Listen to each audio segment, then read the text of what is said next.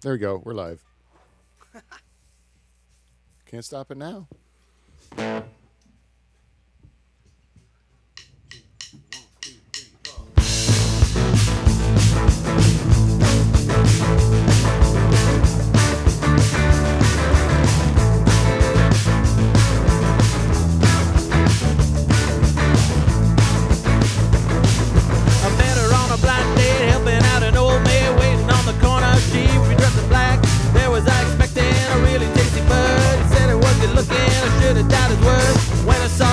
Was a real disgrace, I thought. Nice legs, shame about the face.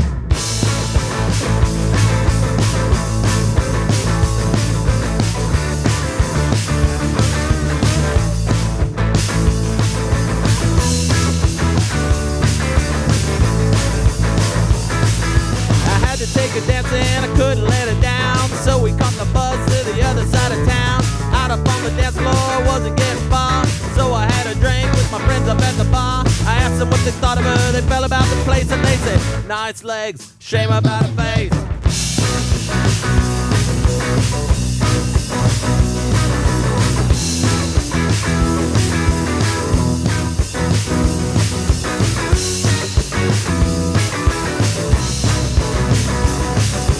Take a we go bowling, I said that would be fine, but when I saw the ticket, she'd already changed her mind. She was turning out to be a real hard case. Nice legs, shame about the boat race.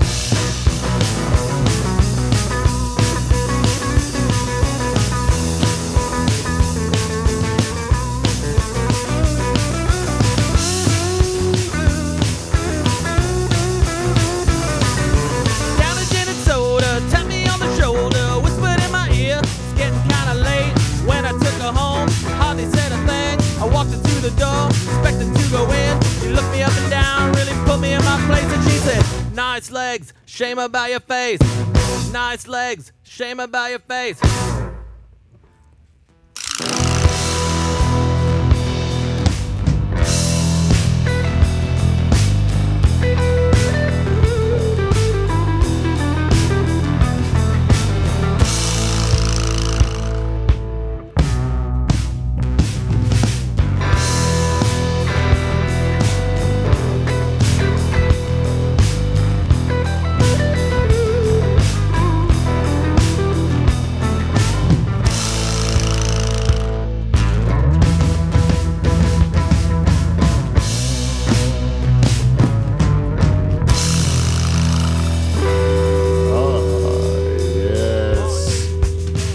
Everybody live from the Dutch Hall.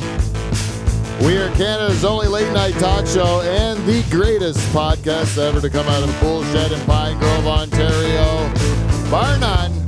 And I believe we are that way because we have the best band in Canadian late night history, everyone. Oh yeah. They are the Nocturnal Emissions. Yes, we are. Comprised this week of a skeleton staff, but I say as cast all-stars nonetheless. Who's that on vocals and rhythm guitar? That's Dave the Rooster Charters, everyone. Let's hear it for him. Good evening. Beside him, that's our German. That's our reluctant German. Steve Eberhardt, Penny McGrail, Mellencamp, everyone. And beside him, the only real balls of the Nocturnal Emission in my boat. He's my favorite in the band. Whiskey Wes Haggins, everyone. Whiskey Wes! And you know what? The Tickler's in a good mood today. You can tell he's got some pep in his step because we figured out some problems today. And who's the Tickler, you might ask? That's Ken Belanca, everyone. Oh, I really popped it there. And tonight I said, you know what? We've had enough of Paul's ugly face. Yeah. Let's get into beauty. Let's get into Dynamite Woman. Let's get into the love of my life. She can do everything my brother can do, but with charm. Oh yeah, way better actually. Yeah. Dr. Jane Van Dyke is here, everyone. Let's hear it for her.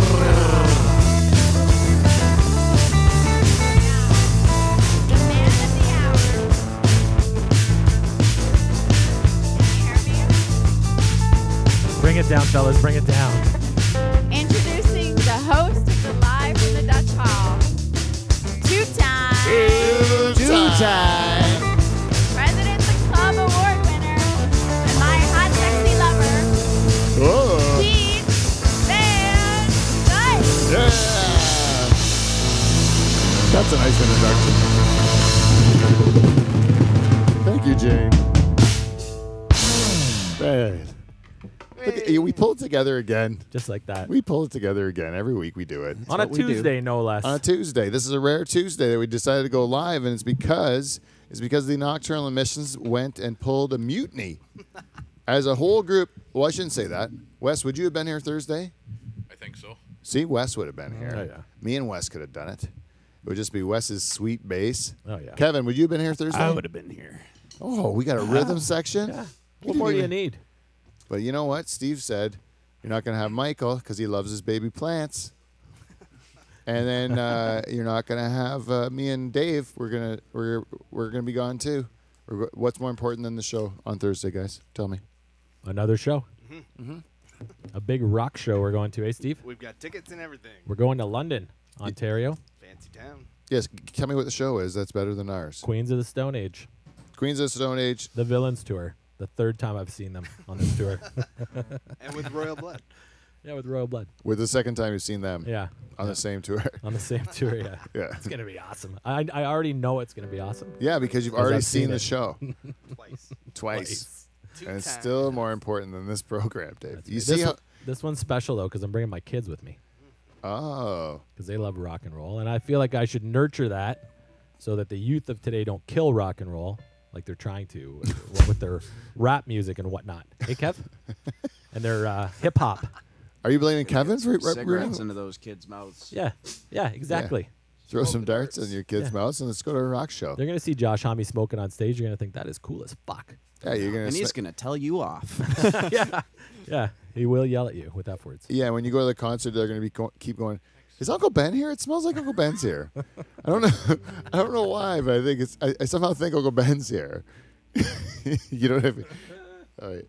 Yeah, it's like my last birthday party. Something familiar. I don't know what it is. I can't put my finger on it. It's just something. Is it same cologne? Everyone, let's cheers to Michael's baby plants. Well, I hope they come up Oh. strong and thick, Michael. I hope that your plants will grow into big, robust cigarettes that we can all smoke and enjoy together one day, Michael. You know that your sacrifice, being away from our show, though it affects my standing, that's why Wes is my favorite, and Michael's gone down. Michael was my favorite, now Wes is my favorite, right? See? He's been punished enough because he's moved down the standings. He knows now that, Wes... It's going to hurt. When he wakes up tomorrow, he's probably going to be listening to this in the tractor, I bet. Yeah. And he was like, he always thought he was number one. No, Wes. Wes is number one. But cheers to your plants. Other than that, go fuck yourself, Michael. Come by. He knows that I mean. Go, what did you pour in that glass, woman? I just drank that without even asking. I just drank it. What was that, malt liquor? It was labeled toasted caramel something. Oh, I don't know. I might have been cleaning brushes or something with that. Oof. Not good. I didn't like it one bit. I'm going to have a sip of my beer. It's in a plastic bottle. You know? It's not an unknown bottle. Just pour it in. Anyways, it was. Oh, thank you, Jane. Thank you. Sorry. No, it's okay. So today we decided. What are we doing? Did we finish? You guys are going with a show. Yep. So we decided to do it on a Tuesday, and then I'm going to do a show too that day. So it will work out good. Yeah, perfect. But it's not going to work out for our rhythm section. They're going to be lonely on Thursday. Just so you know. Hey, Kevin, maybe an anime festival would be good. That was the best. That was the best random Extreme anime. random Facebook message ever. Yeah. That was the best. Talking with your friend about model anime figures, and then all of a sudden you ask you, where can I get this one? Did you check out Anime Extreme? And that goes right to the Dutch Hall group. Like, oh, We're just like, that's whoops. got a story to come with it. Kevin's banging cartoons now. Who isn't? Who would you bang? Okay, that's an easy question. It's not on the list. All-time Good cartoon segue. characters, though, to bang. If you could bang any cartoon character, who would it be? Betty. Betty Boop. Betty Rubble, you're talking? Betty Rubble, yeah. Barney Rubble's wife. How do you think Barney got Betty? Because big, I don't thick know. cock? I don't know. He's probably got a big, I don't know, tuna but can. it gives me hope. Yeah, he's kind of like you, eh? And it is like it's like the Kevin James, you know, like he's got that wife that's hot, you know, but he's a big fat delivery guy, right? That's how how do you get a hot wife? You know, you're not gonna get that. Something's going on. But you can relate to it because you were married to Van Dyke, like married one of my cousins, Yeah. right? Way But out you are like obviously horrible to look at, right? So Way out of my league. yeah, that's what I mean. So you kind of relate to all those But kind so of is Betty stories. Rubble. Way out of my league. Betty Rubble, yeah, super why I hot. like her. I like I that can't little- argue Betty Rubble. The little blue dress. Anyone I'd like to bang more than Betty Rubble. Jessica Rabbit. Jessica Rabbit's always on the list, but you know when you It's just find such out, old school cartoon. but when you find out that Kathleen Turner is Jessica Rabbit and she looks like a grizzled old man now. She does now, but she didn't back then. No, she was hot. Like she used to be really hot. There was once a time. Yeah, and now she's really not hot. Hey, have you seen Kathleen Turner? No. I wish I could put her up for you guys. I could put it on this one. Yeah, it's worth the view. Actually, it's not. Actually, It's gonna I'll put her scar me. picture. I'll put her picture up, and then we'll be able to show the wheel of yeah. whatever behind me. How'd that little thing just come together today? I put a bunch of pieces of paper on it over the old one. And I put like tape, like just masking tape, Oh, yeah. So Yeah. professional. and I drew like lines. I was like, look at that. 8 sheets, fucking Bob's your uncle. No problem. Pro. That's great. Professional. Kathleen Turner? Turner. 2018.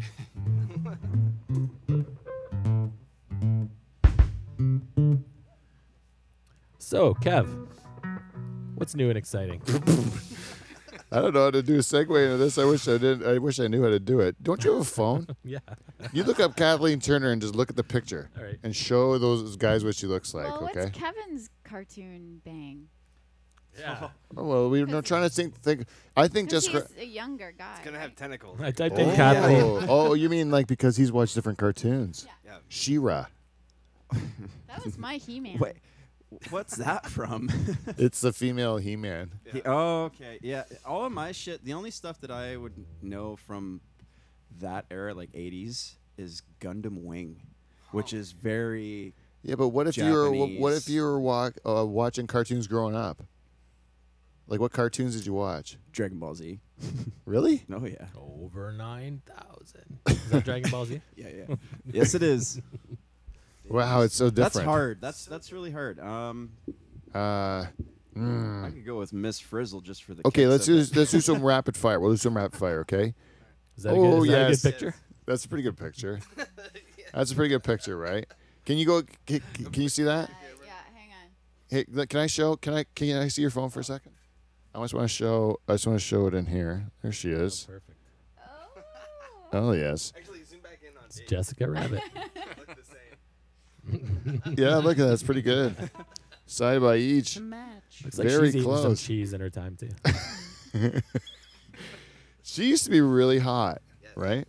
That is like a discouraging thing, especially for people who have like a hot new wife right now, and they're like, "Man, I got to hit the jackpot," you know? Before and after. Yeah. Is that Kathleen Turner before? Oh my God, look how hot she is! Like Yeah, super hot. You marry this girl, right? And then she turn. Or sorry, for the people that can't see that, you marry the old Kathleen Turner, and then you end up with this one. Oh, I'm a grumpy old man.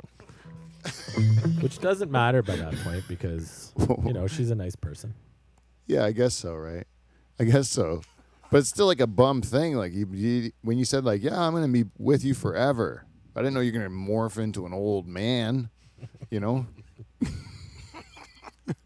right? You don't think of that when you're like at the altar and you're marrying a young bride. You know, No. you're you're like, like, so what? Your penis doesn't work anymore. So so what? It's long and fucking out there. It looks like it's a Long good and showpiece. droopy. It's long and droopy. It knows how to sag now.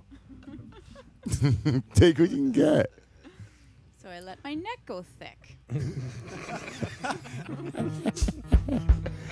I'm saying, hold it together, Jane. Keep it together. Otherwise, if you let yourself go, then I'm like, I'm not going to want to even fix my droopy dick. I'll just let it keep drooping. Right now, I can popsicle stick it, Deal with it. thumb it in. Popsicles. All the modern medicine, Dave. All the modern medicine. Anyways, I think we should introduce the wheel. But before we do that, we should do a segment we call Feedback. We got feedback. We got feedback. It's feedback. It's motherfucking feedback. Does anyone have any idea when we started the show? So I can just know when to... Oh, I can check that from YouTube, right? A while ago. A while ago, right? Welcome to Feedback. We got feedback, everyone. This week's feedback is brought to you by our friends at Amazon. If you would like to go to the Live from the Dutch Hall website and click on our Amazon banners, you can do any of your shopping Amazon-wise. Turn off your ad blocker. You should do that, Dave. Thank you very much for pointing that out. And some of that money is going to come back and help the show, and we get to buy new stuff and make our show better every week, and we've done it. What is that, 1023? Oh, thank you. Yes, I'm good. And then, who else is this brought to you by? Norpac? The beef people. That's right. You heard that. Norpac. The beef people. Paul, is that you? It's Paul's like inner feminine side. Paul, how do you like your steak? From Norpac? The beef people. Yeah, that's it. We don't miss them at all. And I'm sorry. no, that's good. And then you know what else is this show is sponsored by? Our good friends at Van Dyke Party Services. You know what? The phone hasn't been exactly ringing off the hook for this service, and I don't understand. Most of you people, what you think is a party, it sucks. You know it sucks. I've been to these parties. The people try to pass them off as parties, and you go there, and you're like, it's dull. You know? Yeah, what'd you have this past weekend? A nice May 2-4 party? You celebrate the birth of an old queen? Is that what you did? I got mosquitoes in my ambrosia. Oh. This party's a disaster. You know what would make that party better? Between 5 and 29 Van Dyke first cousins. And all you had to do was give livefromthedutchhall@gmail.com a nice email. And we're going to send you between 5 and 29 Van Dyke first cousins, bright yellow jackets, guaranteed, time of your life. And all it's going to cost you is $100 of cold hard cash, plus all of our expenses, which will be dear. If you're not 100% satisfied, we will return that $100.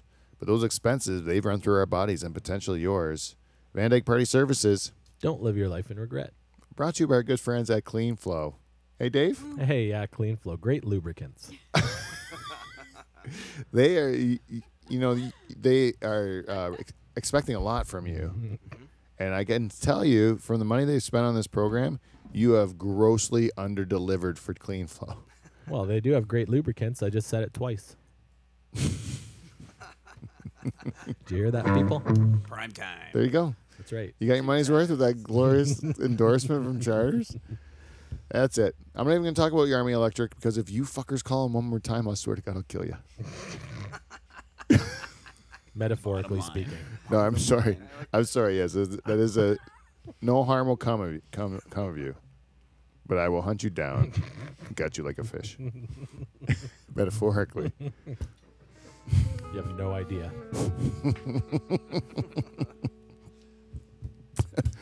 That's it for you. Maybe that'll work. Yeah, that'll work. That's their ad this week. So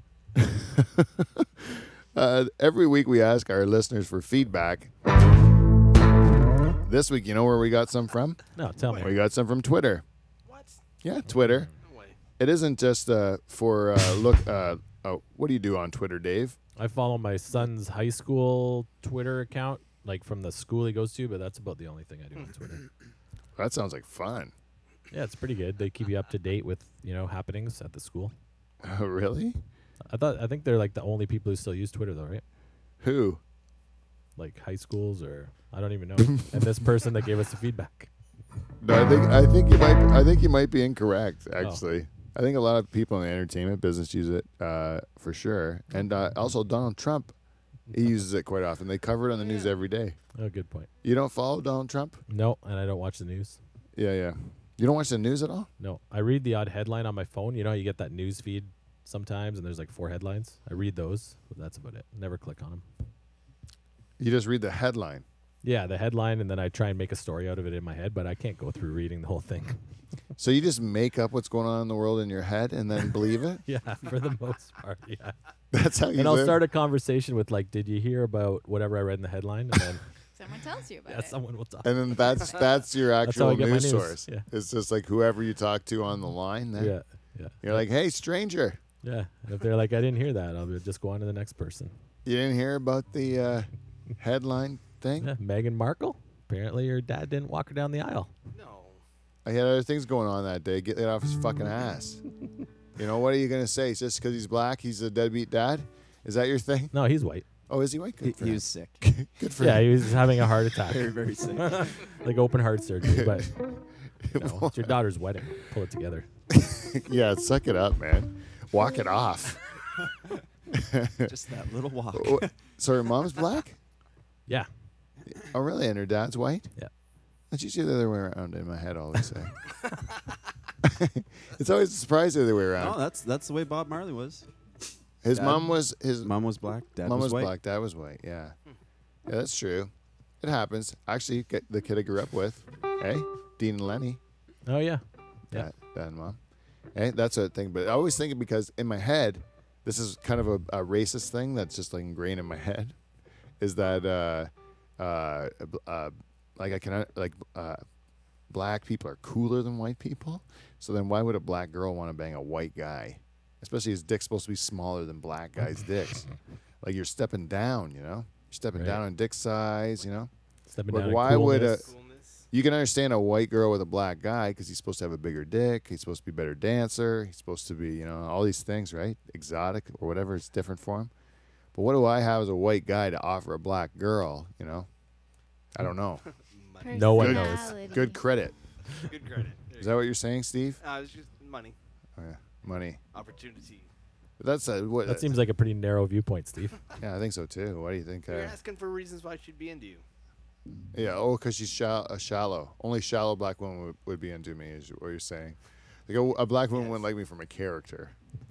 Is what you're saying? Yes, exactly. Because of her the pigment in her skin. Is that what you're saying, Steve? No. I can't understand the different philosophies. I gotta tell you. I'm sorry. Sorry, I painted you in a corner there. You sure did. Well, this guy on Twitter is Bruce Veltri, No. Ah, Dr. Bruce Veltri, shareholder. Shareholder. Twitter user. super fan. He says, "Great show, Pete. I enjoyed the convo, and hearing that someone was enamored with Brantford was just a hoot. Wait till they see Culthus." Well, you don't laugh for Culthus? I'm trying to figure it out. You never been to Culthus? No, is it a place? Sure You never is. been to Culthus, Dave? You ever been to Fairground? Drink. Houghton? Houghton? Frogmore? Well, you never been to South Frogmore. Now you're talking. Have you been to South Walsingham at all, Dave? Yes. Just for Frogmore. You, the rest of it's shit to you. You don't like Culthus? You don't like Fairground? Just Frogmore. I'm gonna have to go for a drive, I guess. You gotta drive. I'd love to go for a drive with you down the country. You know, there's wild leeks and morel mushrooms. Oh yeah, Why probably don't we go asparagus. foraging some on the ditch weekend? Asparagus. Ditch asparagus. Oh yeah, Come on down, Dave. We'll go in the ditches together. We'll have a great day. we'll be travel companions. Yeah, well, that's on the wheel. You're spoiling it. Oh, sorry. So, anyways, what did he say? Once they see Cultists, they'll go nuts. Bruce Veltri, great feedback right there.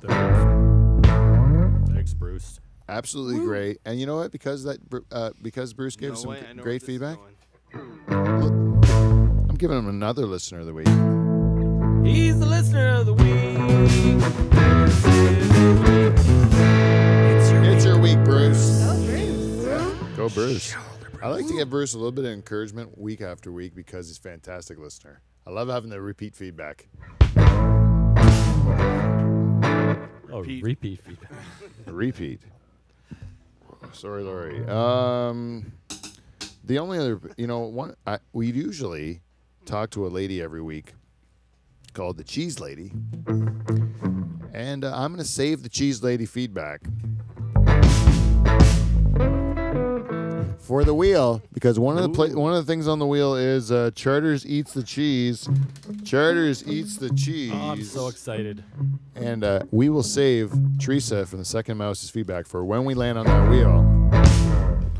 We will do the Cheese Lady. But you know what? Before the Cheese Lady, if we can remember, before the Cheese Lady, there used to be another guy that gave us feedback each and every week. And he's been there since the very beginning.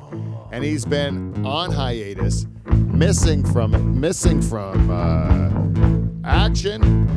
And he's back this week. I'm so happy he's okay. He's our good buddy, the Haitian Dwarf. Oh, hi-ho, it's off to bed we go. Balls deep in crack, but now you're back. Hi-ho, hi-ho. Welcome back. Welcome back, Haitian Dwarf. We're so happy to see forgot that about you are him. back. I know, he's been Thought you gone were for so dead. long. The last the last show he commented on was the one that we had to go only audio because we had a video failure that night. Do you remember that? Yeah. And that was the last time. It's a long time ago. And then this time he comes back on iTunes, giving us feedback. 5 stars. 5 stars. By the Haitian Dwarf. He goes, got caught up in the glamorous world of fidget spinners. Oh, Yes. could happen to anybody. Sorry about the coat, ... It was him. and the garbage can. But SRG, which I like, that's what the Haitian Dwarf calls Steve the Reluctant German. SRG. Makes sense. But SRG got into my kitchen. Back listening now. Keep up the good work, boys. And I said, Haitian Dwarf, welcome back. It was nice to meet you. That's exciting. But you seemed a little bit on drugs there. We're gonna have to it's nice to see you're getting clean, right? And you got your coat back there. So I'd love to have a Haitian Dwarf back. Eh? That's a good news. Good Keep your news. coat, lose the coke. That's the message there. Yeah. Yeah, there could be fentanyl in it, Yeah, who knows? Dave, or it could be like maybe Yeah, Dave. stay away from it, Charles. It's not good for you. Mm, You're a family man. You got a job. I agree, 100%. It could ruin your whole life, Charters. Your career gone. Look You're what it did to the Haitian Dwarf. Yeah, he used to be a master of industry just like you. Now he's spinning fidgets. Well, I don't know if he called master of industry, but he was a master of. He used to like. Twassing. Well, he was in the circus, and they would go in the cars or whatever. Like, then there'd be a whole bunch of them in the car. And they all come out, and you'd be like, there can't be more of those little guys in there, and then it's keep being Just more. keep coming. Just keep coming out. Another one, another one, another one. Hey, there's that guy's like Haitian looking. That was the dwarf there, the HG. Anyways, thank you very much, Haitian Dwarf. We're welcome back. Now that's it for feedback. We got feedback this week. If you would like to give us some, please go to our social media plethora of things and look for either Live from the Dutch Hall or The Dutch Hall or Dutch Hall. Something about Dutch Hall. Just go Dutch Hall. You'll find us. And that's us. And then you just find a way to contact me, or you can go Pete Van Dyke on Facebook, or you can even go Wes Hagens on Facebook, or Steve the Reluctant German, or Steve and all the last names he's got. Or the nocturnal emissions. Steve Cougar Mellencamp. Or, yeah, Nocturnal Emissions. Or you could do LinkedIn or Quora. What the fuck is Quora? Fuck, I don't know what Quora is, but I get a fucking email from him every day. Tell me another one of my friends is on Quora. I'm like, great, man. That's exciting. I'm on it too. I don't know how I'm on it. Fucking on it, man. But if you sent me a Quora message, if I got an email and said, you have a Quora message, I would just read it. That's how feedback works. So do it, and it'll help us make it better. We love our fans. They're actually the best people in the world. Sure. They are, right? Who's better? Who? Nobody. No, buddy. All right, Mel Lastman's call back. That's for the Toronto people. You know Lastman. That was a mayor. That was a mayor. He was crazy as He was the shit. nobody guy from Bad Boys? Yeah. Yeah. He was the mayor of Toronto. Get out of here. He tried to get the Olympics back a long time ago. Yeah, it was great, man. Yeah. Toronto gets like every other mayor is like a fucking train wreck, you know? It's so fun to watch him, yeah. But anyways, I like to go in and out. Get out. Whatever weirdos are running that city. And now they're running the province, those same weirdos. Anyways, that's it for this week. So we have now the showcase of our program right here. I don't know if we can see it. I'm going to take it out of the thing so we can... Right now we have the wheel or whatever. The top spot calls Charters Eats the Cheese. We already talked about it. Next to that is Who's Fucking With Us at the Pumps? Tim Hortons is shit. Terry Fox 2. No booze plus no drugs equals cigarettes and sex. How homophobic are you? Moxie's is Hooters for douchebags. Pete and Dave are travel companions. Those are our subjects to speak about this evening. Shoehorning What do you that think? word in there. Yeah, I squeezed in companions. Anyways, let's give her a spin, see where it lands. Oh, we start out with how homophobic are you? This is going to be a fun one, Dave, because it involves you a lot. I figured it might. Yeah. Well, Dave, I'm not going to really pose a question to you because you are very much a very progressive person, right? Right? Would you consider yourself to be a very progressive person? I guess so. You're accepting of everyone. Yep, I like everybody. You have no hatred in your heart towards any group in the world, right? Nope. That's what you say. Like you are very, in that way, progressive, right? Like you're very I guess open. so. Is that progressive? I think it is supposed. I think that It was progressive like 30 years ago, maybe. I would say it's just. See, the that's way how everyone- progressive you are, man. It's because you think it was progressive 30 years ago because you were like born progressive, man, because you're fucking that progressive. You know, it's Yeah, just okay. old school to you, right? I'm picking up what you're putting down. That's what I mean. You're like, you're totally like that stuff is like not even an issue Yeah. to you. That's right. So you would consider yourself not at all homophobic, Right. right? Yeah. Okay. I as well. Homophobia is being scared of gay people, right? Mm-hmm. Homosexuals. Yep. I'm not afraid. I think so, right? You're afraid of gay people, right? So you're saying you're not at all. Nope. And I would say the same thing about myself, right? However, Steve, what do you think about yourself? You homophobic? I'm not homophobic. Wes? No. No, I don't think so. Kevin? Not at all. Jane? I'm definitely not. Okay. homophobic. The whole room of not homophobic people, including myself, right? Okay? Yep. Yep. Okay, so then now I have a health issue. I have I lose a lot of weight. I'm really skinny now for no reason, right? And other problem, right? You end up going into the doctor. Then they give you a bunch of tests, and then so you think you're gonna. Okay, last week I talked about my colonoscopy, right? That was a drugging with the anal rape, right? And then the next day I'm thinking, oh my God, I'm gonna get an ultrasound, right? It's on my groin. It's on a lymph node on my groin, right above my penis, right? That's what you have to. I know that's what I'm going in to get ultrasound. Have you ever had an ultrasound before, Dave? No. You've never had one before? Well, maybe, but. Like, Well, you saw when your wife had it for her baby. yeah. I know what an ultrasound is. Yeah. Yeah, they put They put that KY jelly on you. Yeah. They rub the wand on you. You know what I mean? Mm. So I know where it's gonna be rubbed right above my dick. Who's the ultrasound techs? Right? Usually a young nurse or something like that. You know? It's like a nice morning. You go in and I get a nice jelly rubbed on right above your dick. You know, it's like not a bad morning, right? Sounds pretty good. Yeah. So I'm sitting in the waiting room, give him my number, give him my thing, and then all of a sudden, Peter, it's your turn. Go into the room to go get introduced to Joel, who will be performing the procedure. Joel. Joel. He's probably really good at his job. Yeah, if he's so good at his job, then why doesn't he turn my bed around so that he doesn't have to reach over my dick to rub the wand on my other side, right? If my bed was turned the other way around, you just put it on the side. You wouldn't have to go over my dick and rub your pinky on my shaft and balls constantly, Did Joel. you like it? I didn't mind it. It wasn't like the worst thing in the world. But you were faced with. So now I'm here. I'm not homophobic, you know. Not homophobic at all, but you got a guy rubbing a wand with KY jelly on your fucking balls and like feeling you up a bit with his pinky finger. I think he could have avoided a couple of those touches. It's a little bit weird. Right? Yeah. Where's my witness? Where's my adult? I just wanted to scream, I want an adult. Joel's touching me. I don't want Joel to touch me. I want some other girl to touch me. I don't care. You know what? A young girl's kind of uncomfortable too because you might get hot for the young girl and then you get attracted and you get a boner and that's embarrassing, right? Best scenario, old lady.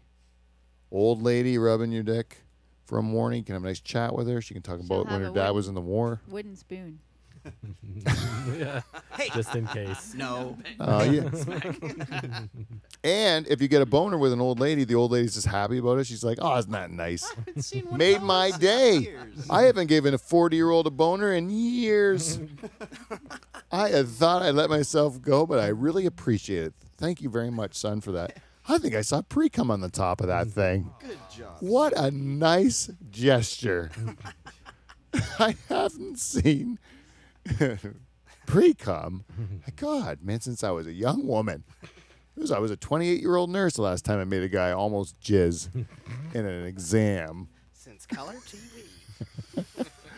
Thank you. You know, it's a compliment. In a young girl, you get a boner and all that stuff and now it's all of a sudden like this guy's making me feel uncomfortable because he's uglier than I am. So did it move? No, I didn't move at all. I was super worried, though. I was super worried about it. I was like, what if, like, all of a sudden I get a boner now with Joel's finger and all this? Because it's not, like, unpleasurable to have the KY on you and just something smooshed. You could put KY anywhere on your body. Take a whole whack of KY, just rub it. Feels good. Hey? KY's magic. Dave uses Clean Flow. Yeah. Oh, you don't try use Honeygoo. That's the only thing you use, I did. Just use the old Honeygoo? Yeah. All the time. I like that. Dedication to the product. You put that long red nozzle on, you can reach spots you had no idea. Oh boy. Yeah. For external use only. So in order to test the theory of that everyone is not homophobic, Charles is going to go around the room and kiss all of us on our lips. All right, Charles? No big deal. I think you're confusing like sexuality or your sexual preference with fear. Just because I'm not afraid of homosexuals Yeah. doesn't mean that I want to kiss a man on his lips. Okay, but will you let me spoon with you on a couch? No. You did it before. Maybe a Desert. double bed if you're on top of the covers and I'm under the covers. I remember one time I was super hungover, Dave, and the only thing that made me feel better if you spoon with me on the couch. And I remember you did it. I have no recollection. I think that was true. Did you witness it? Yeah. That sounds scary to me. That sounds scary to me. I think I convinced you to lie on the couch with me. You didn't even know it was happening. It's so funny because that is 100% true. It's probably like 25 years ago I made you do that. I've blocked it. It was like a New Year's. It's like, I don't know if I can say the guy's name on air. Can I say a person's name on air that's not It's part your of it? show. I don't know. PC. Oh, okay, yeah. You know what I'm talking about? Yeah. Who was friends with Peter Cetera. Oh, Peter Cetera. That's who it was, Peter I would, Cetera. me and Peter Cetera. You remember him? Big head, Yeah. big dude. He was one that ruined the He was a Tobamori big trip guy. with the camera, right? But it was Oh, yeah, yeah, yeah. that guy. And anyways, he ended up Booning you? no. What were we talking about? I don't know. He ended up with a sock on his dick. It was his New Year's party that we were at, and that we're sleeping at his house on his couch. That's what it was. You don't remember him?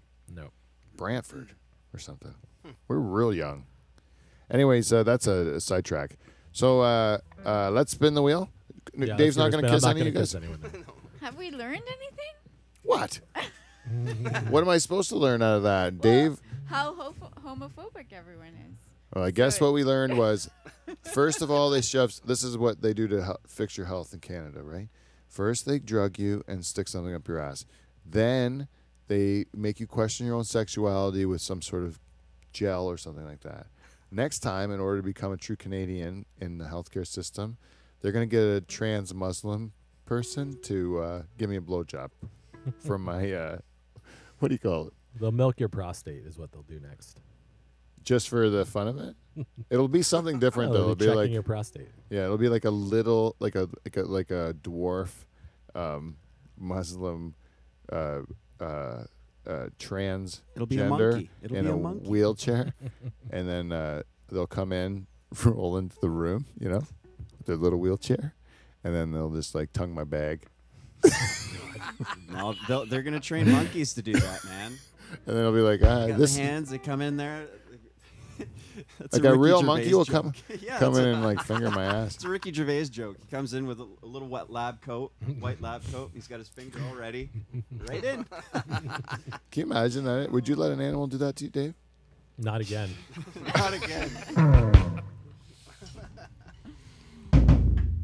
Let's spin the wheel. Did you want to learn more, Jane? Nope. Okay. Good spin. Good spin. Bad spin. Moxie's is Hooters for douchebags. Okay. Now I don't know if this is going to be a regional thing, right? I don't know where Moxie's exists. Do you know where Moxie's? There's one in London, isn't there? There's one in London for sure because I was there on this Friday. We went to see Jim Jeffries in London, right? And then, but there's Moxie's in Guelph. There's Moxie's all over the place, right? And it's basically a Hooters. Exactly what I said there. A Hooters for douchebags. Hooters is for the blue collar people, right? You go to Hooters. There's some girl wearing like some orange bullshit leotards from the 80s or something like that with these orange shorts. It's the worst. It's the worst, right? But you go to Hooters and the joke's still funny to the blue collar crowd or whatever. And then you go up to douchebag lip, like these guys got a little bit of education or whatever and a little bit of money, but they still want to just look at young girls' tits. So they made Moxies for them, right? Right? So when you go to have you ever been there? No, I've heard of the one in London, but I've never been there. You been there, Steve? I have. Did you feel at home there? Because it used to be a bank. Really? That Yeah. particular one? That particular one. Yeah, no, I didn't feel at home there. I didn't care for it. And They wear a uniform there. They have a uniform policy. I don't know what their uniform is. Just look really hot. If you're the waitress, you got to be super hot. They all are, right, Jane? Yes. They're all like super hot And young. and young. And if you're like old, there's no like old like handbag looking woman like that. She's just a great waitress. She's been doing it for 30 years and she smokes a couple packs a day. That girl, like Flo, Kiss my grand. Yeah, but they don't have those in Moxie's. They kill them when they get to be. So we went there, and you know how you go to a restaurant, and then some people like will look at the table, and you'll see like another person, and you wonder what their story is. You try to figure out their story. Like you'll just like look at the other people that are sitting at the other tables, and you'll be like, I wonder why they're here, what their story is, or whatever. You ever do that? Yeah, like people watching. Yeah. And then you make up their story, why they're there and what they're all about or whatever. And No, I don't do that. You don't do that? No. You do it? Sometimes. You do it, Wes? Yeah. No, I do it all the time anyways. Right? Yeah, it's You look at the table, it's fun, right? So we're at this table, and there's like 4 guys and 4 girls or something like that. And then beside us, there's these 2 douchebags wearing like they're like businessmen, The one guy's got like an engineering ring on. He's like an engineer, but he's like got a jazzy one. It's like a skull on it or something. Because he's really good at trains. Yeah, but they're old and gross and like baby boomery, like just gross businessmen, and talking really loudly about how they're gonna like take over shit or whatever, And then so they're getting drunk and becoming louder and stuff. And then all of a sudden, out of nowhere, these 2 young women come up to their table and they're sitting with them and chatting it up and being kind of handsy with them and stuff like that. And then all of us are like in like there's 4 and 4, so we're like paired up at our tables. Each couple kind of like was like doing the same game, like what's the story now, Yeah. right? Yeah. And it's always asking, are those chicks escorts, right? Yeah, they must be. And they definitely were. The one definitely. The other one maybe trying it out, not sure. First night. And then she found out the one guy's only got 1 ball. And then she did not like it. she was like, she didn't like the guy, only had one ball, and then when they went to the bar to talk about it, because that was like a deal breaker for her, the girl that was on the fence, right? They went to the bar to like see if they still wanted to go through with this, and the one douchey guy's going like, she didn't like you because you're one ball. I'm gonna fuck her. I'm not gonna fuck her like physically, but I'm gonna like fuck her up. And like, he means like her. What does he mean, like her credit or something like that? This is her like their dinner conversation. When the girls are at the bar, this is what they're at the table talking about. Yeah, I'm right beside them, like right beside them. I can hear everything. Oh, I would have told the girls what they were saying when they got back. You Why? should have heard what these guys were saying. Yeah, but they're assuming the risk as a prostitute. No, Yeah, I guess so. these guys are up to no good. You know what their threats are? Idle, drunk, douchebag threats. They're not gonna do nothing. They're gonna like melt and try to fuck both those young girls because it's like still more awesome than anything else. If they could like drop money that they already can afford to do girls that would never fuck you otherwise, and they're not gonna get anything good anyways. They're gross. Right? Like you, Charge. Like, what are you gonna do? You're old. Teresa decides she's gonna leave you.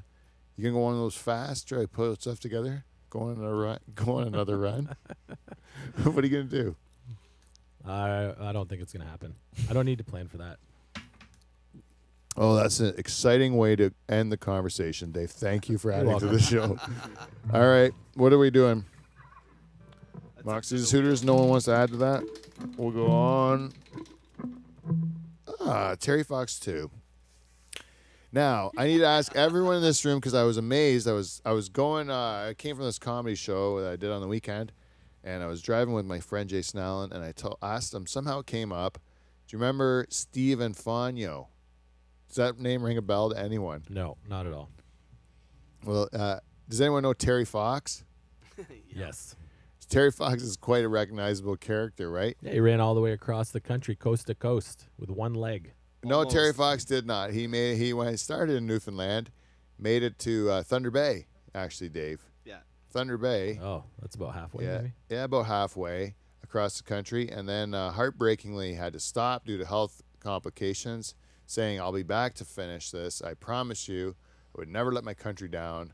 I'm going to come back to finish this." And then he had to heartbreakingly say, "You know what? I can't come back. I'm going to die."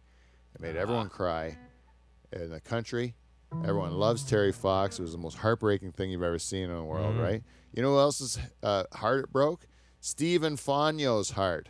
It broke Stephen Fagno's heart. Because you know what Stephen Fagno was? He was a young child at 10 years old.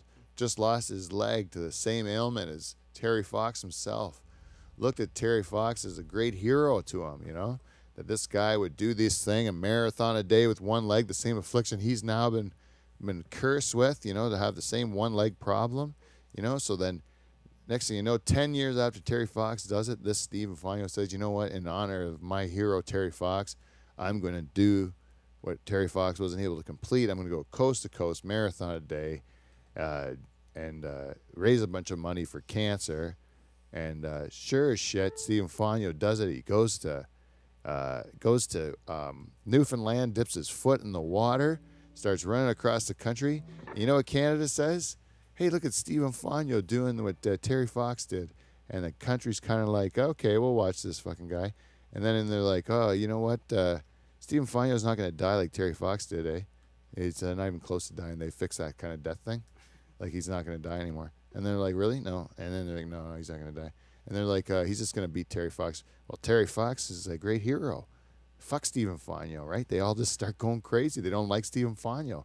He gets about Ontario. By the time he gets to Thunder Bay, where Terry Fox got, is a milestone. He's going to honor Terry Fox and be respectful to him. People fucking hated him by this time. Really? Then he's got to run the rest of the way across the country, a marathon a day where nobody gives a shit. Everybody's turned off of Stephen Fagno. And he actually makes it all the way to Vancouver, does it. And then he goes across fucking Ireland or England or something like that and does the same thing to raise All on money one over there. leg. All on one leg. Amazing. Why have I never heard of this guy?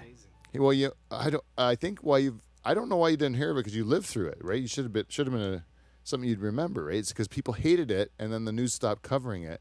And then what happened was Stephen Fagno, he got the Order of Canada for his great work in raising money for cancer.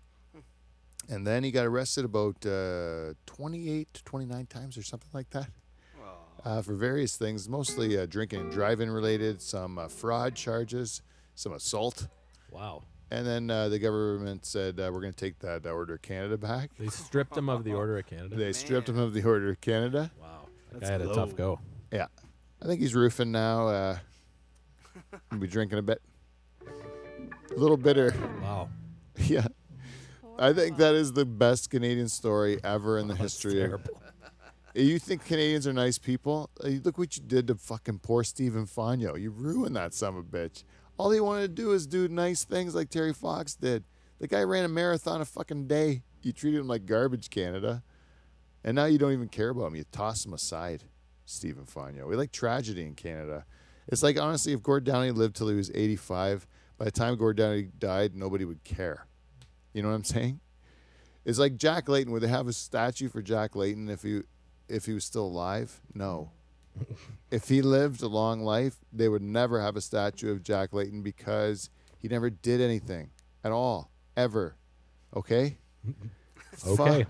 Fuck Jack Layton. Seriously. Like, what did Jack Layton do? Explain to me why there's a statue of Jack Layton. Did he win anything?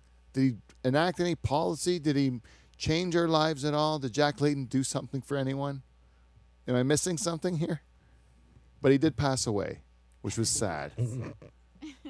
Right? So we honor sad things that happen to people. We don't honor their accomplishment. We honor when something tragic happens to them.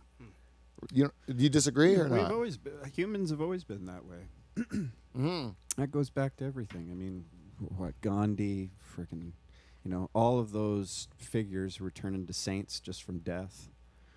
That's really what it is. I had my economics professor said that about Kennedy all the time. They said if Kennedy lived, he would be seen as one of the worst presidents ever. But because he got killed, they make him look like he was a great president. I think you can name that for everybody in history. That was killed? Say if Stephen Hawking was still going now and he was die, old, though. All of that stuff.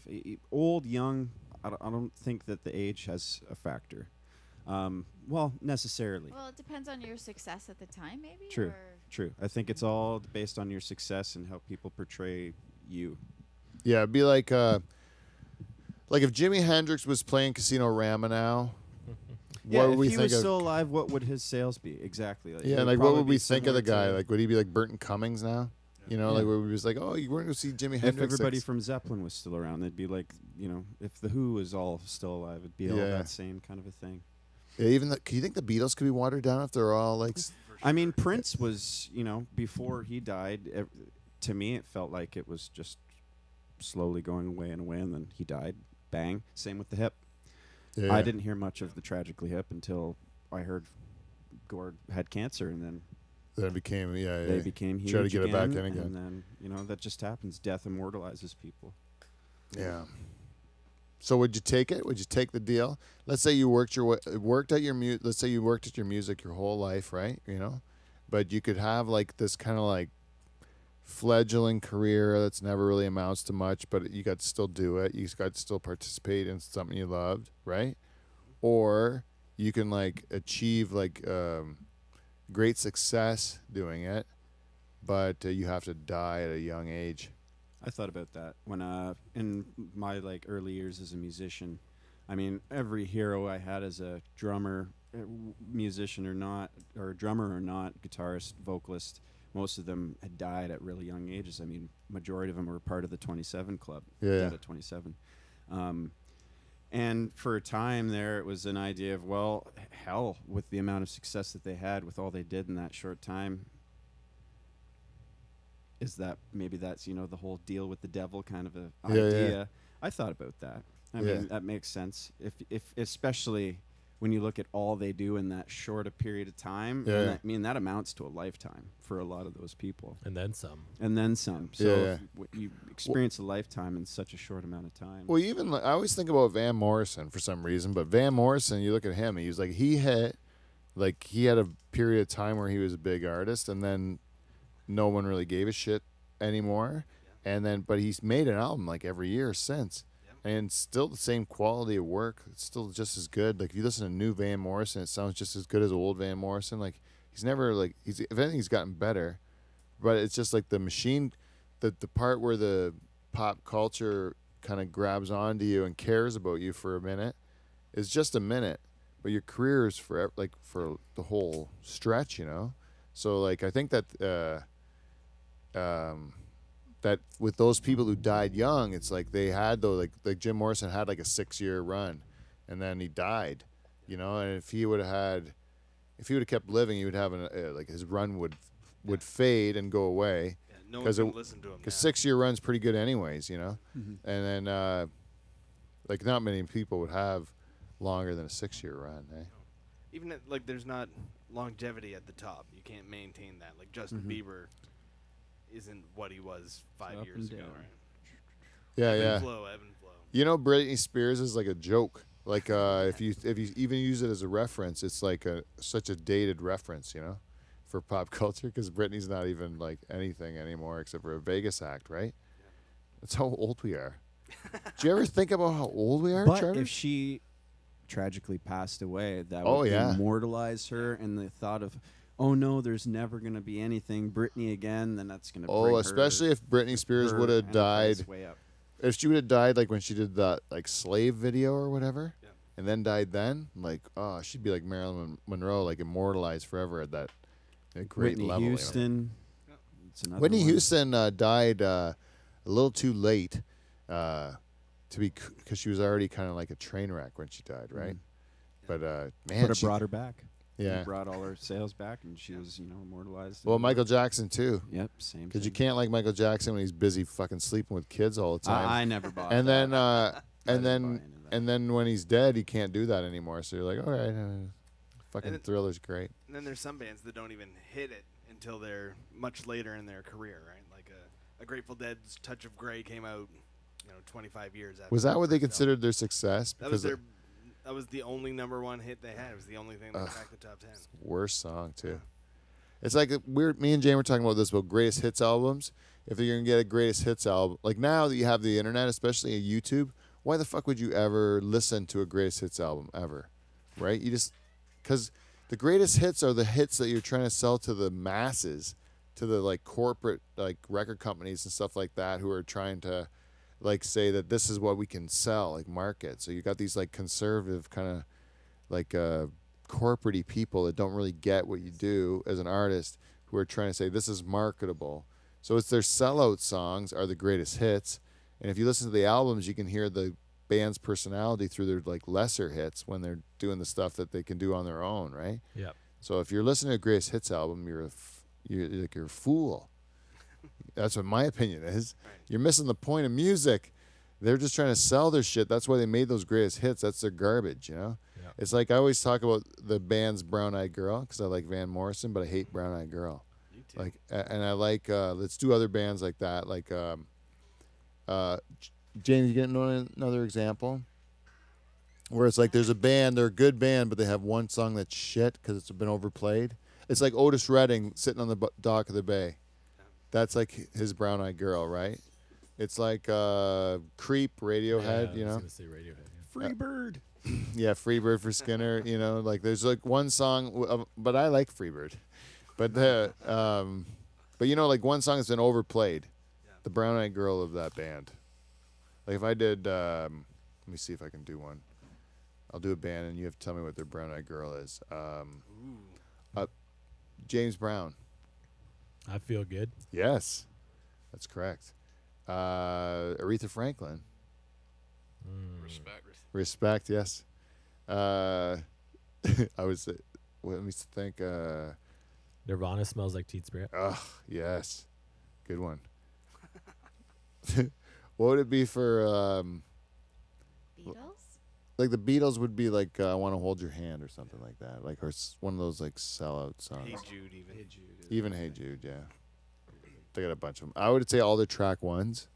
You know, I always skip every track one on a Beatles album because How about Nickelback? everything. Is there a way to choose everything? Is it- Photograph. Is Photograph? Oh, it's such a good song, eh? That's the thing about that, Chad. The Chad from Nickelback can fucking make you sing a catchy song, and you're like, this song fucking gets in my head, man. That Photograph song does get in your head. And same with that fucking, what is the one about Rockstar or Cowboy or, no, it's not Cowboy. It's Rockstar, right? Yeah, I don't know. The one where Wayne Gretzky's in the video and stuff, and then, you don't know that one? No, By I Nickelback? stopped listening to Nickelback. It's not like a new song. Do they have new songs? Yeah, Charters one time played this gig at was it at the Delhi? It was at the Delhi Arena at the Ball Diamonds there before wrestling. We opened for the wrestling came to town. So Charters open for the no, you followed wrestling, didn't you? Was this your church band? Like, yeah, we might have followed wrestling. You followed wrestling. So Charters had to open before Crown the Lion. So he went up there and he was playing to the remaining wrestling crowd, right? So Charters goes up there and actually he started doing sound check and he did like the Zeppelin Ramble On. Oh yeah, that's right. And the friggin' beer tent was really getting into it, but when you had to hit the high note, I'm like, I wonder if Charters is gonna do it. And then you just stopped your sound check and the friggin' beer tent went like, oh, like just when it was about to get good, right? And then you were playing and you started your real set and you started with a Nickelback, right? Yeah, but I can't even remember what song it was. Then you did a fucking Collective Soul song, and I'm like, I'm gonna punch you in the face. And then I said, if the next song is REM, I'm running the stage. I'm gonna like tackle him, right? Because like he's picking songs just to piss me off now. Because he went like every band I hated. There was another one too, wasn't it? I did a System of a Down song. Oh yeah, I'm not crazy about that. Nice acoustic version. It was what you thought was your wrestling playlist, right? That's what you said. It was for the wrestling crowd.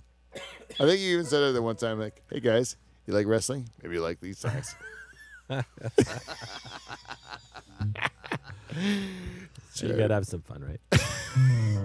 You want to spin the wheel, Dave? Yeah, give her a spin. Where will it land today? Let's see. It's just going in order. I'm going to have to do it backwards next time. Pete and Dave are travel companions. Ah, yeah. Now, my wife, this is inspired by my wife, Jane. Because she sometimes, when we go out, you know how we said we played that game where you go to a restaurant and you look at tables and then you can see? Well, sometimes I like to do that in airports when we're looking at travel companions or when people are just traveling together. You wonder, especially when two men are traveling together. What's their story? You wonder what their story is. Are they friends? Are they more than friends? Are they gay together? Are they gay together? Yes, exactly. And who's on top? And who would be on top? So, Charles, me and you have actually gone on a couple of trips, just two gentlemen on the town. Right? How many have we done where it was just the two of us? Went on a vacation together. Well, one comes to recent memory. The San Francisco. Oh yeah, we did. Yeah, we went to San Francisco And then Atlanta now. and Atlanta. Yeah. Nothing gay about going to San Francisco. Yeah, just. Oh, it's Palo Alto. It's Palo Alto. Sorry, so we wanted to go Silicon Valley. Yeah, that's right. Because Dave's Is Dave's that got a just latex dildo? allergy. Yeah. I don't know if that makes any sense. But I get it. yeah, you know what I mean. Something to go up your ass. So we went to, but we went to travel a couple of times together. There never any issues, right? No, it's Well, always the one been- time when we drove to a car race together, I punched you in the throat. it was more of a backhand, the way I remember. Yeah, a it. backhand punch. But we So- weren't alone. Bitch slap? No, it wasn't just you and I. No, there was a mixer in the bunch. A Yeah. mixer in the back seat that got us going at each other, and then I just had to like give him a backhand punch to his throat. Yeah, It wasn't an open backhand; it was a clenched fist, but the back of the fist, right in the Adam's apple. right to the Adam's apple, while I was driving. Just a good call. Yeah. I had a, You know what Dave did to me though? He sang Alanis Morissette's "Jagged Little Pill," the whole album, side A and side B, Front to right to back. my ear, every single word of it. I had it coming. Travel buddies. He goes, "We're gonna sing every word of this album. Watch this." He looked at me in my face and sang every word of the album. I just got the CD. It's probably a a tape. great It album. was probably a tape, actually, a cassette tape. It was a cassette tape, yeah. Yeah. Side A and side B. We had to wait for it to switch sides. It was auto play. Anyways, what are we on here? Oh, with travel companions. So you think we come across gay when we're traveling? I would never have thought that, but I guess when I think about it like from the outside looking. Yeah, in, yeah. Like think about the cab ride, the cab ride from the airport to the fucking hotel, right? And think about the questions you're asking that cab driver, and then picture what she's thinking of us too. Well, I did ask to sit up front though, right? Yes, you did ask it up front. You If we were always gay, do. I would have sat in the back with you. Why? We would have held hands and No, no, no, we wouldn't. Maybe. looked out the window together. Well, you're on a trip together. It could be romantic. Of course, you're gonna sit together. Yeah, separation. And every other cab ride we went into, when there was girls in the car with us, I always made sure it was boy, girl, boy every time. That's not a gay move. Oh, so the fact that we were separated at all times, he felt that was a good hetero move Yeah. to establish ourselves as When we're heteros. waiting in the airport, there was always like a 1-seat barrier where you put the luggage, right? Yeah, yeah, I guess so. I do that. You're very conscious of it. I do that. Yeah, but he's not homophobic at all. No. One thing you know about Dave, he's not homophobic, but he does like to keep a Space. separate space. Nothing, you're not going to touch a man.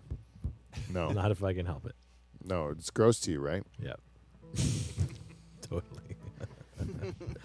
Don't you think you should be able to use like gay I didn't even slurs? book a seat beside you on the plane. Yeah, why bother? Cost $9. Fuck that. And we would what would we talk about? Seriously, nothing at all. Especially on the way back. I did This not would want to be be the- this would be hungover the- beside you on the plane. This would be the conversation in the plane. You're like, Dave, is your leg touching my leg? Because I swear to God, I'll fucking kill you. It's your, it's like if it's a stranger, you can't say that, Be right? like, fuck off. I'm in the middle seat. You got the window. Charter's got the middle seat both times. Yeah. And- fucking spirit. This is my favorite part about Charters. I keep forgetting to tell this on the show, but it's my favorite part about Charters on that trip. He waits till he gets on the plane. He has time in the airport, but doesn't. He waits till he gets on the plane so he can shit on the plane. Who does that? Who shits on a plane on purpose?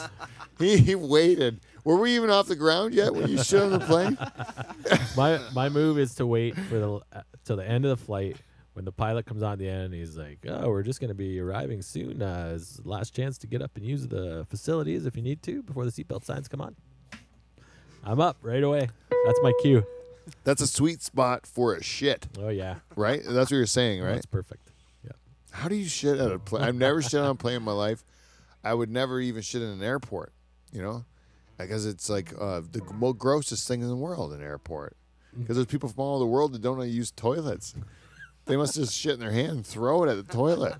It's a disaster in every airport. We're coming to that in a minute. Oh, yeah? Jersey cheese? Is that what you're talking about? Anyways, you want me to roll it again? Yeah, give her a spin. Oh, I like this one. Oh, no booze plus no drugs equals cigarettes and sex. This is referring to my first ever corporate gig that I got to do in Blue Mountain for the Narcotics Anonymous convention for Ontario. And I got to tell you, it was a time of my life. The time of my life. I want to become addicted to something, hit rock bottom, and then clean myself up so I can be a part of this group. It is so much fun. It is the most fun ever. No one's drinking. No one's doing any drugs. But they're having a great time there. I tell you. You get hugged by everybody. Everyone gives you a hug. Oh, lots of hugs. Oh, hugs everyone. Everyone hugs you. No one even asks. They just come up and hug you. And then they can't. They're like the horniest women I've ever been around because they can't do anything other than probably bang. That's you all know? they got left. Yeah, that's all they got left. They like smoking some cigarettes and they like having a little bit of dirty sex. I swear to God, the comedy show was fantastic. The audience was like the best I've ever performed for. It was bar none the best audience I've ever performed for. Big crowd. Yeah, it was like 175 to 200 people or something. But like they were all like really loud laughers. Like it was a loud room, you know. Like it was kind of like it screwed your rhythm up because you would have to wait for the laugh to end before you can get your tags in, and then you'd think like they're not even gonna remember what the last thing I said was because it's been too long, you know. And you had to like change your pacing like that. It was hard, you know. But that's a good problem to have, you know. But just a fantastic audience all the way through. And then afterwards, I never had so many girls come up to me and ask me if I was staying in the hotel that night.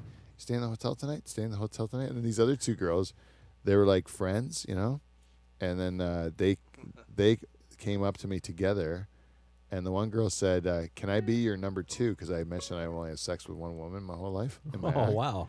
She said, "Can I be your number 2?" And the other girl goes, "Can you want to go for a swim in the hotel pool?" Which is based on my one joke, the seeing whore dog joke. And then They were listening. they were listening, and then so they then after that they go, "We both said we'd say it to you, like if we both did it." So behind my back they were like saying they were gonna fuck me, you know, and then they're just saying like, "Hey, go. If you tell him that you will, I'll tell him I will," you know. And they came up and both told me, you know. This is a great day for an old fucker like me, you know. This does not happen to me very often. Like this is comedy paying off, you know. This is what it's all about. Yeah, this is all about. I come home, I tell my wife, Jane, the women love me. The women were throwing puss at me left and right. All of a sudden, you know, she's looking at me with a little bit of like, "Oh yeah, they don't have what I have." Boongo bango, Bob's your uncle. I get my business done. Say no You know more. what I'm saying? Say no more. Say no more. That's what I'm talking about. It works. I can still be monogamous, still be a good husband, but then use it against my wife in order to make her have that like instinctual woman thing where she has to like protect me with great sex. You know, like All right. she's got to Here we fight, go. fight for my affections, right? That's why you do comedy. That's why you do music, right, Steve? That's exactly it. Do you ever, okay, you did that. That happened to you one time at a show. A girl said to you, I was there for it. Girl said that she looked at all the guys in the Nocturnal Emissions. She wanted to bang you the most, right? Yep. You tell your wife that, right? You did, right? Sure did. Because you wanted to tell her that so that she knows she's on her fucking toes, Yeah, right? You don't know how good you got it. There's other girls that want a piece of this Steve the Reluctant German action. And so you tell your wife that. What's her reaction? I got sex.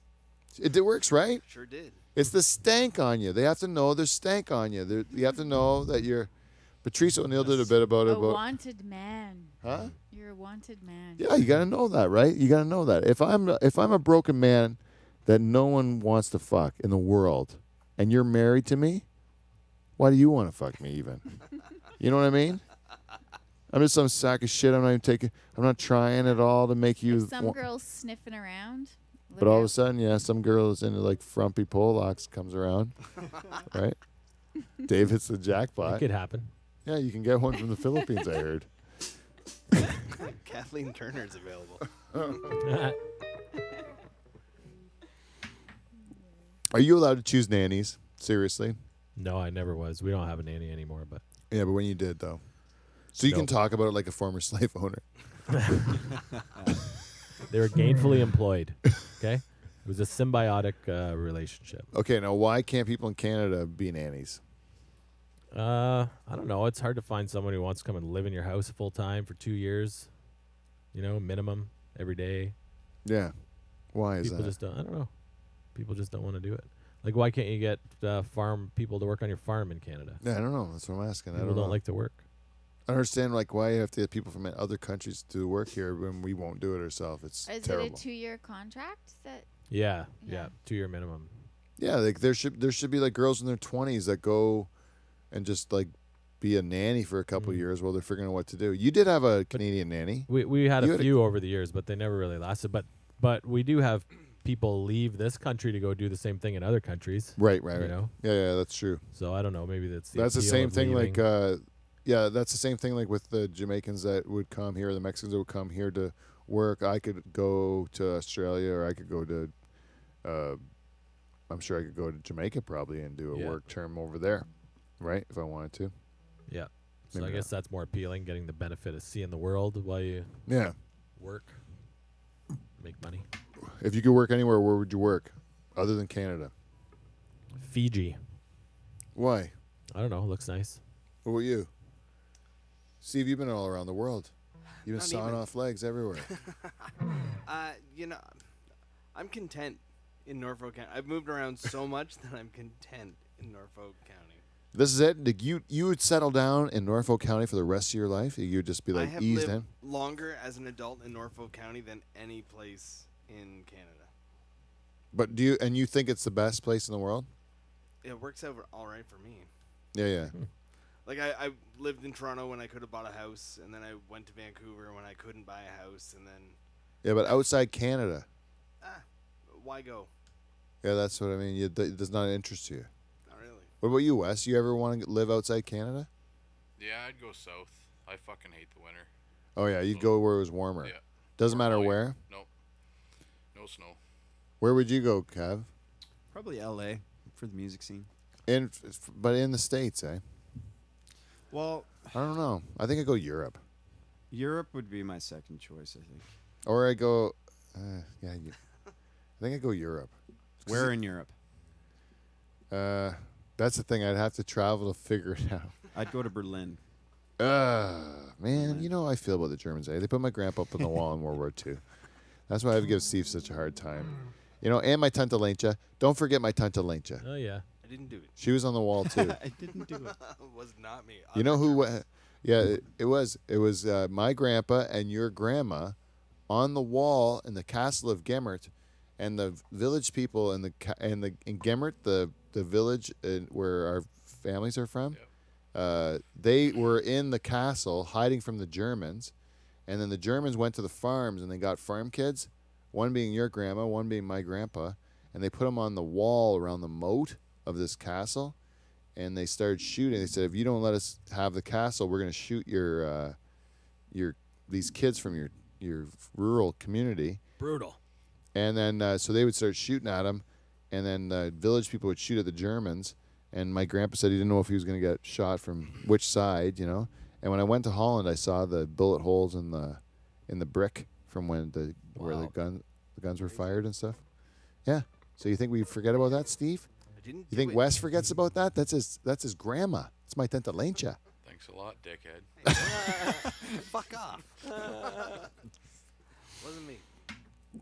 It was your people, though. It was your relatives. Just not living it down. Yeah. I'm not owning that at all. I'm not taking any It was responsibility. really bad what happened there, I Steve. agree. Yeah. I agree. It's awful. Those people are awful. Yeah. See that? Thank you. People.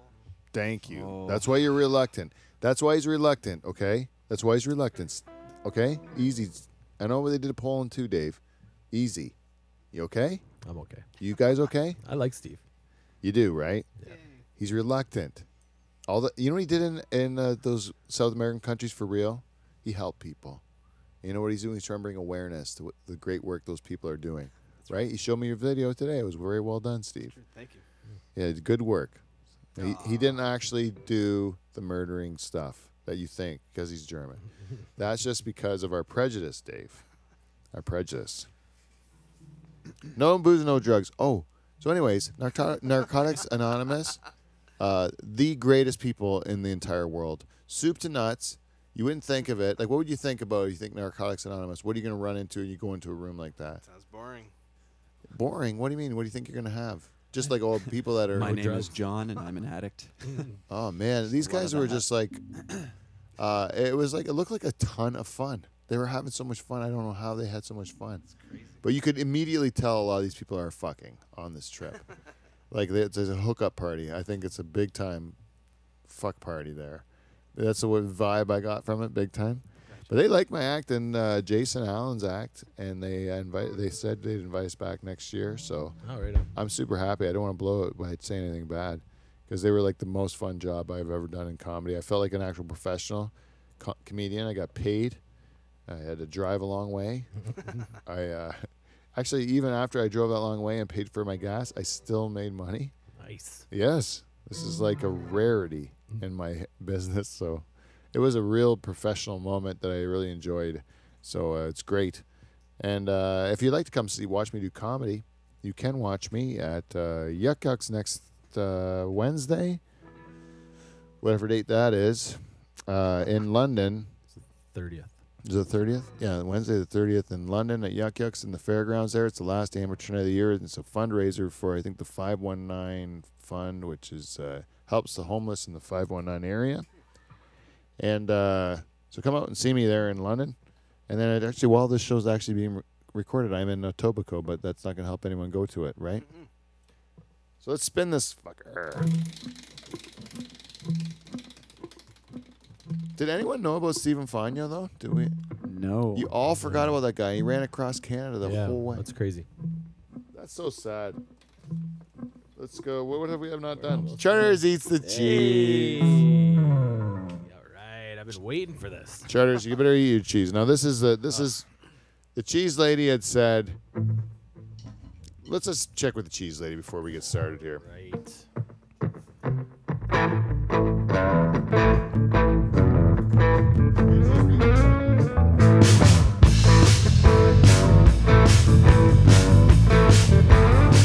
We're checking on the cheese lady, checking on the cheese lady, always on the run. Checking on the cheese lady, checking on the cheese lady, always having fun. We're checking on the cheese lady, checking on the cheese lady, always on the run. Checking on the cheese lady, checking on the cheese lady. Good cheese makes me come. It makes you what? Right in my pants. Well, I gotta tell you, Charters. Last week, Teresa from the Second Mouse in Delhi, she sent us a Scotland cheddar, and she said it's specifically for excited. Charters because your grandma was from Scotland, and she always would get you a nice cheese treat. What's the note? You got the note there? Yeah, it came with this nice note. I unwrapped it today. It says, here's the Scotland cheddar to remind Charters of his grandma. Isn't that nice? Yeah. It says, be nice or you won't share. LOL. Yes, that's what she said when she gave the cheese, right? So I look at a letter like that from a lovely super fan like Teresa, and I think, how could I disrespect her wishes? And so I fight these fuckers off like vultures Oh, I trying to bet. get at this cheese last week, right? No doubt. And then Teresa listens to the show on Friday like she always does, catches wind of the fact that we took this generous donation of cheese and we just didn't eat it. We let it. Well, she stores it in a certain way in order to keep it fresh. Oh, it was keep wrapped nicely in this like kind of wax paper or something. Oh, she or- sees my wife. She's parchment. like, "Well, you better put that in." You know, she taught her how to care for it properly and make sure it's still maintained its deliciousness for when you came to eat the cheese, Charters. This is how much she cared for you, right? Right. Oh, thank you so much, Teresa. Now I You're protect, my favorite. but what she said was also, well, she provided us some feedback on Podbean. And when she found out that I protected you so heavily that I actually fought these people off, she sent me this message. She says, "Fuck Charters, eat his cheese. You must be present to enjoy." Whoa. I did not see that coming. Yeah. So I had a busy night last week, Teresa. I was the only time. person that stood up for you. Even Teresa saw that what I did last week was unnecessary. It was just harming the rest of the crew and all that stuff. But I did it for you as a Well, good thanks. friend. I appreciate it, Peter. You're welcome, Dave. You're And- welcome. And Teresa, I also appreciate the cheese. And I understand how you feel, but I'm glad it's here and I'm going to enjoy it. Can I eat some of the cheese, Dave? Yeah, I'm going to share with everyone but Steve. I'm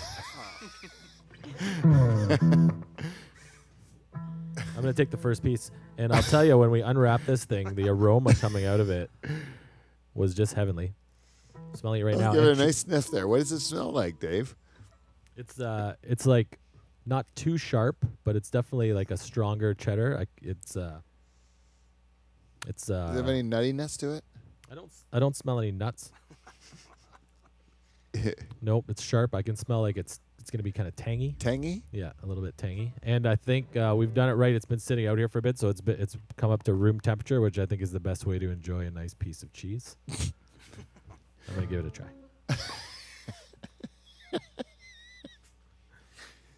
It does not disappoint. Really? Is it good? Mm. Is it coating your mouth there, Dave? It is. It's like creamy. Smooth. Would you say it's like a Frenchman's load? It's Scottish cheese. Oh, sorry. Really good. That's some of the best cheese I've ever tasted. Can you share with us Thank now? you, Teresa. Yeah, I'll pass it around. Yeah. Oh, thank God, because it sounds like I really would love a piece of cheese. And while you're passing around the cheese, Dave, let me just give this wheel a spin. I think there's only a couple more things to talk about.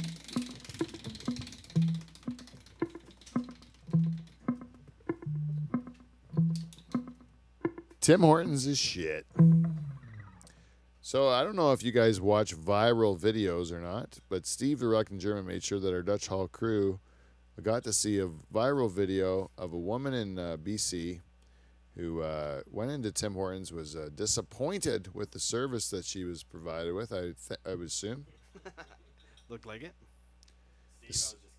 Decided to give a nice squat in the Tim Hortons while people were ordering their coffees and their breakfast sandwiches that don't have a cooking source somehow. That's right. And she just copped a squat, took a nice quick shit. I gave it a chuck at the old people working in this store, and then wiped her ass with some napkins. Did she chuck the napkins too? Oh yeah. Through the napkins. And then what did she do at the end? Just walk out? Looked like it. No one followed her. No one really seemed to put up much of a fuss. Hey, they're all just pretty cool about it. I'd be in shock. Yep. For sure, I'd be in shock. Same. Nobody was really like, "Oh my god!" Like they were just That like, just "Oh happened. my goodness, eh? That girl's really losing her shit, eh?" That cheese is delightful. Cheese is That good. cheese is so good. That was a nice cheese, Teresa. You know how Thank you Teresa. try and think of people's stories when you see them? Yeah.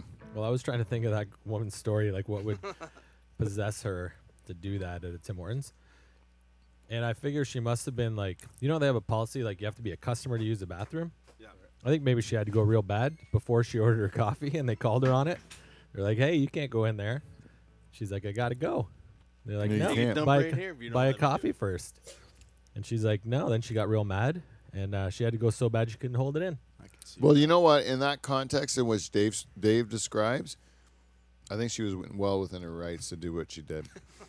If that was truly Because the if case. you're gonna, if you show some mercy on a human being that's got to take a shit real bad, like don't fucking worry about it. Like we were in L.A.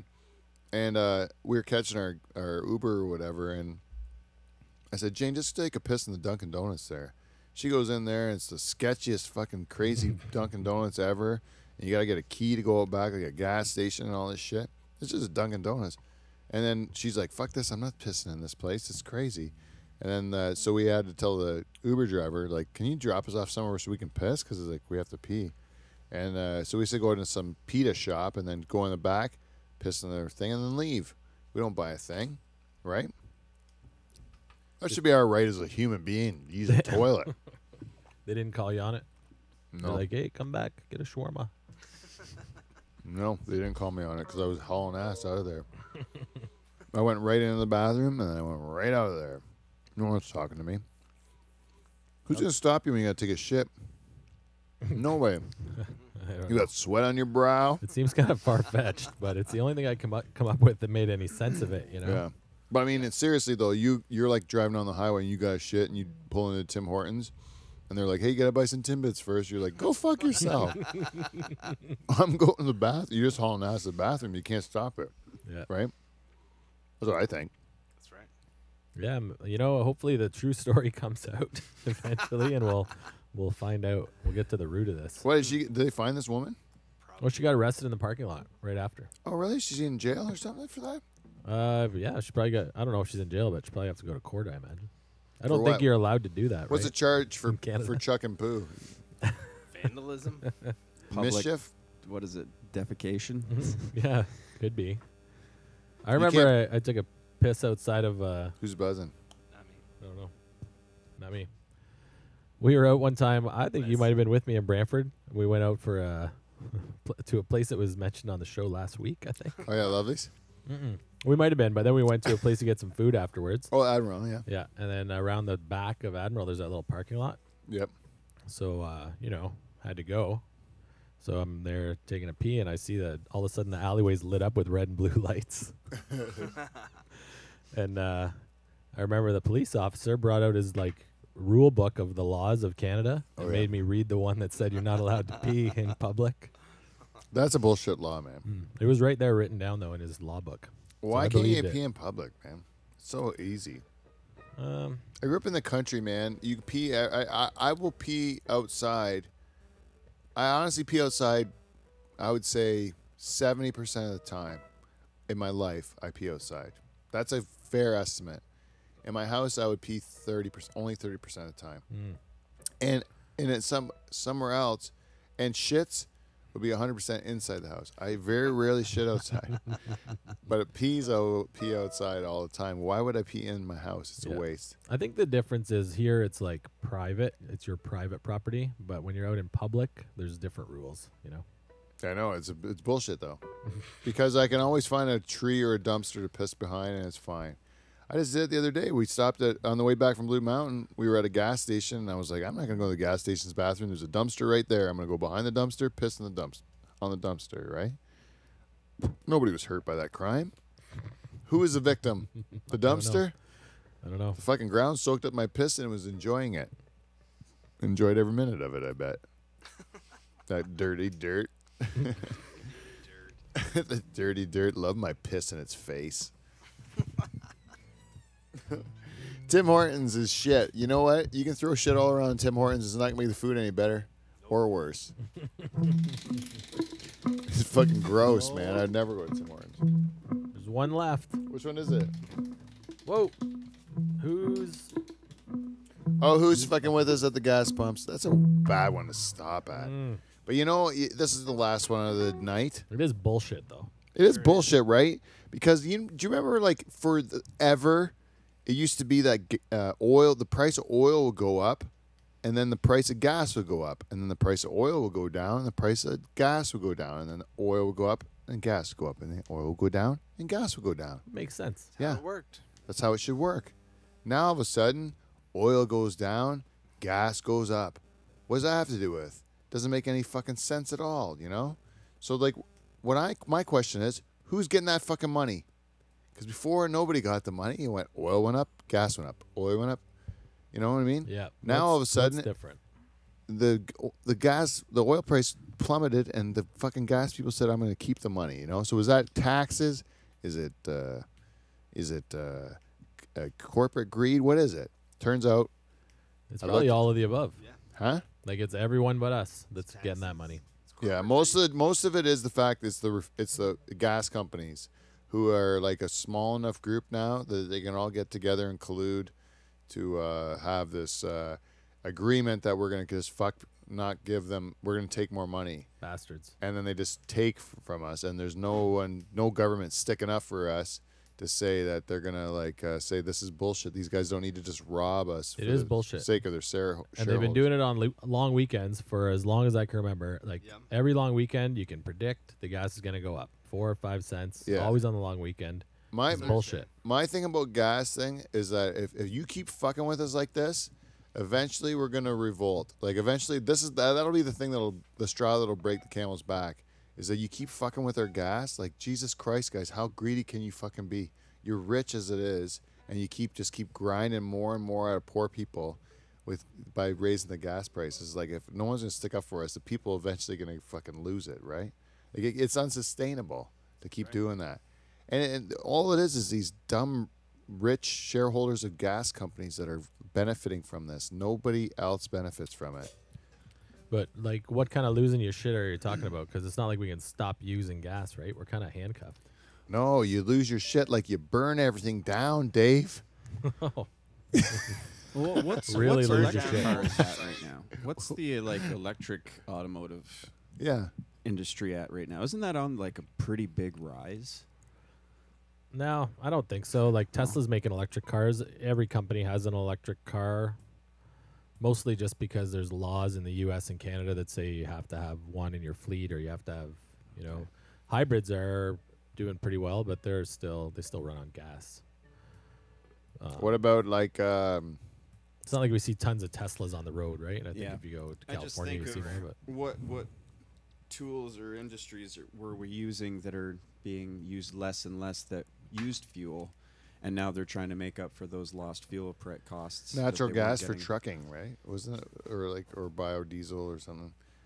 I don't know, what can you do to divest yourself from fucking Yeah. gas? Who cares? you're probably right, though. The gas companies see that the end, they see the end of the road coming, and so they're like, we better make our money now. Yeah, but they're producing more. Or no, that's the oil. That's oil again.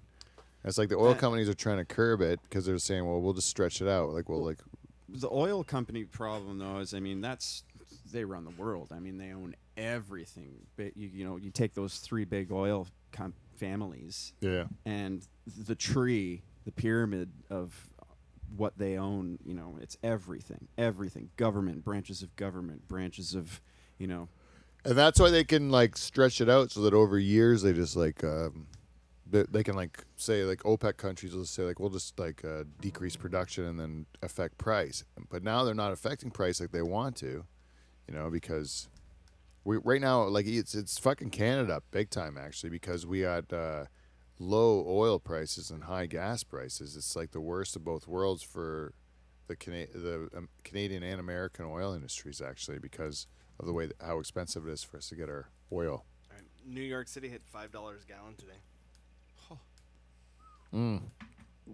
We would love $5 a gallon here. Huh?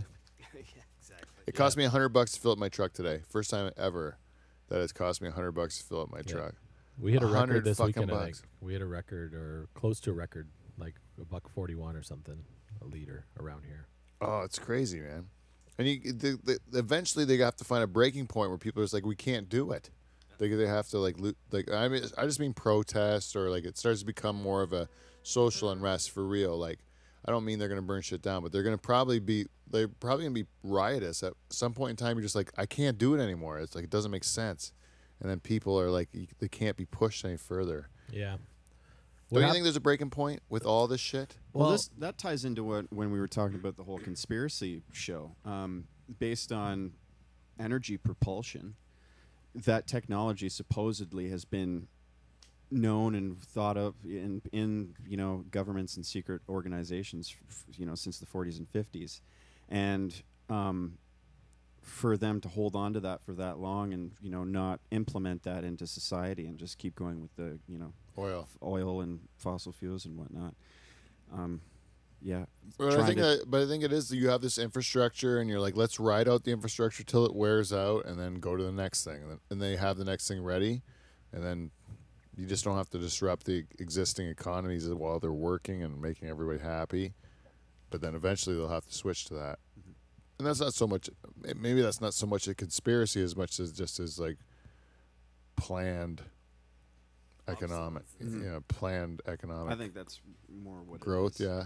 And it's like, it's still disgusting though. And it's total control of when they implement any technologies. It's the same with like the lithium battery. They had that technology for a long time. Yeah. And they only allowed us to use it in, you know, small little batteries. Yeah. And they've had those in massive, you know. Oh yeah, shit. For Oh, they always years. say they could build a car that'll last you the rest of your life, and you can have a battery that would never die in that car, and you'd have all this stuff, but that doesn't make any money.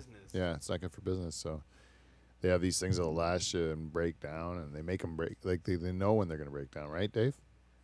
You're a master of industry. You've been all around the world. You've seen how people do things. There's planned obsolescence and everything. Yep, definitely. And But part you of that also is have to make society wanting like getting sick of stuff too, right? People don't want to have things And- for that long. They want to have new things all the time. Yeah, that's true. And then part of it is that they want to have a low price point too. Like you could get a car that will last you for your whole life, but it would cost you like $200,000, right? Yeah, so it's all a balance, you know, Right. of Yeah.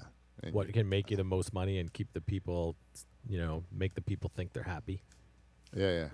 But you can always do better, is what I mean. Like technology could make everything better. It's just that it's not necessarily going to be the cheapest, or not necessarily going to be the. Well, those things would allow more freedom for more people and less worry. You know, it'd end poverty in a lot of cases. It would turn third world countries into modern countries much faster. I mean, they've already skipped the telephone. In a lot of cases, went straight to a cell phone and the internet. Yeah. You know, think of how many countries have skipped, Yeah. you know, plumbing and all of that. And they've already gone to these crazy technologies. So. Yeah, it's pretty cool how things are going to change. Want to do one stupid thing? Yeah, okay. What do you want to do? You got like we got to be getting close now. So we got one thing to do. You want to just do old school? Fuck. What do we got? Oh, let's do the telethon. The telethon before we go. Okay. Because now if this audio is indeed fixed, then we have to start plans on a summer telethon. What I'm thinking is I'll make the application. We'll apply for the world's record for audio podcast. We will make it a weekend thing. Start on a Thursday, go to Sunday, break the audio live stream record, and I just have to book like a weekend thing. And it'll be like maybe say early August or something. How many hours do we have to do? Like 54 or something. It's No easy. big deal. 54 hours. Coffees.